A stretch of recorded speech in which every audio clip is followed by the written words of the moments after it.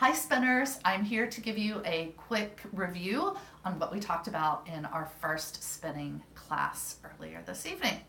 We all have our drop spindles, and the first thing we learned to do was how to connect a leader yarn. So we've taken a piece of yarn, we've tied a knot into the end of it.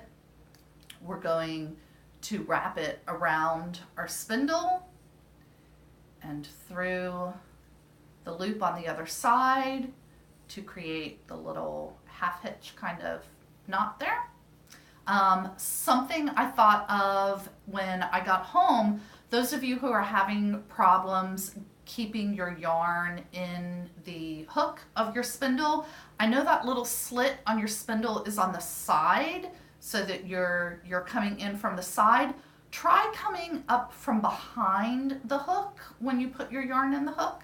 So just come up from behind, hold that with your thumb, latch that in the hook of your spindle, and you are good to go. So we're going to set that aside, and we're going to go to our fiber for a minute. Remember, we have this big hunk of fiber. We pulled the end out to, you're not even going to be able to see this, are you, to look at our staple length, which we determined to be about 4.5 inches. And we learned that we need to keep our hands further apart than that in order to pull the fibers apart. And to strip our fibers down to do our first spinning, we're just going to grab a little bit of that fiber. It's usually best to pull it from the middle, and we're just going to pull that apart so we have our little bit of working fiber. We can then draft this out. I'm kind of skipping ahead to what we covered at the end because we didn't really talk too much about drafting until the end. But we can hold our fingers more than 4 inches apart and slowly pull those fibers apart to pull that roving out a little thinner. So we're going to pull a thin part out. As we park the spindle between our legs, we'll put that small bit of roving into the loop. We're going to double it up so that we can hold it like that.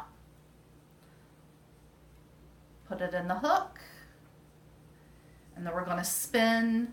Most of us are spinning clockwise, but remember, you always want to spin in the same direction. And I'm going to spin that until I can feel the twist building up in my fingers. Then I'm going to park it. I'm going to switch my pinched fingers. I'm going to pinch my fiber up here, and then I'm going to let loose and watch that spin go right up in there. When I have too much yarn to work with here, I will put the spindle in my right hand, take it out of the hook, and then I'm just going to roll. Sometimes you need to wrap it a couple of times first. I'm going to roll that spindle right on up. I'm going to come up behind my hook again, latch it, spin it until I feel it, park it, and then let that spin go up into the rest of my roving until I feel like it's an amount that I need. To put some more roving on, because I've started to come to the end here, I'll get my pre-drafted piece. I'm going to overlap it some. You want to overlap it by at least a staple length, so in this case the 4.5 inches. And this is the time when I'm really going to spin the heck out of that thing. Don't forget to always keep your pinch here, and then let that roll up into your roving, into your new roving. And now it's nice and tight, it's not going anywhere. I like the spin that's in that, so I'm going to roll on again, coming up behind, spin, park, hold that pinch, don't forget to hold that pinch, and let that twist go up into my yarn. I'm going to give you a little preview of what we're going to be working on next week. We're going to work on doing this spinning thing and this drafting thing at the same time. So if you want to play ahead, you can spin your spindle and let that spin work up into the rest of your yarn. And then once you do that, you can start pulling your yarn apart just a little bit, being careful not to let your spindle go in the opposite direction.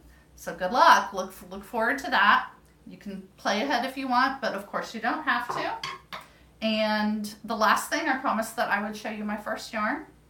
And here is the clown barf that I told you about. And it's pretty thick and thin.